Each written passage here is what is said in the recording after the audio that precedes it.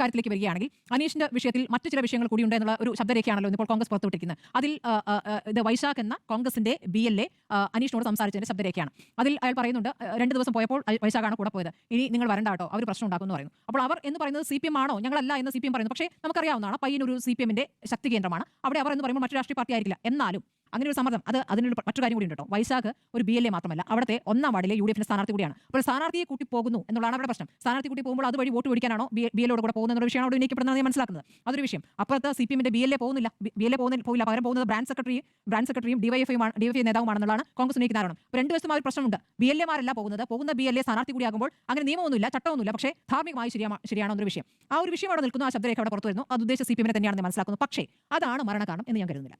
ഒരു സമ്മർദ്ദം, പലതരത്തിലുള്ള സമ്മർദ്ദങ്ങൾക്കിടെ അതുകൂടി വരുമ്പോൾ ഒരു വിഷയമായിട്ട് ഞാൻ കാണുന്നുള്ളൂ. പക്ഷേ ഏറ്റവും വലിയ വിഷയം തെരഞ്ഞെടുപ്പ് കമ്മീഷൻ ഉയർത്തിയിരിക്കുന്ന ഈ കാര്യം തന്നെ. നമ്മളൊന്ന് ആലോചിച്ച് നോക്കണം. ബീഹാറിൽ ഈ വോട്ടപ്പട്ടികയിൽ 68 ലക്ഷം പേർ എങ്ങനെയായിരിക്കും പുറത്തു പോയിട്ടുണ്ടാകുക? നമുക്കിപ്പോൾ കേരളത്തിൽ അത്യാവശ്യം വിദ്യാഭ്യാസം ഉള്ളവരാണ്, കാര്യങ്ങൾ കുറച്ചുകൂടി അറിയുന്നവരാണ്. അവരുടെ കാര്യത്തിൽ പോലും കൃത്യമായി രേഖപ്പെടുത്താൻ കഴിയാത്ത സാഹചര്യം ഉണ്ടെങ്കിൽ ബീഹാറിലൊക്കെ നമുക്കറിയാം അവിടുത്തെ ഒരു വിദ്യാഭ്യാസ അവസ്ഥ എന്താണ്,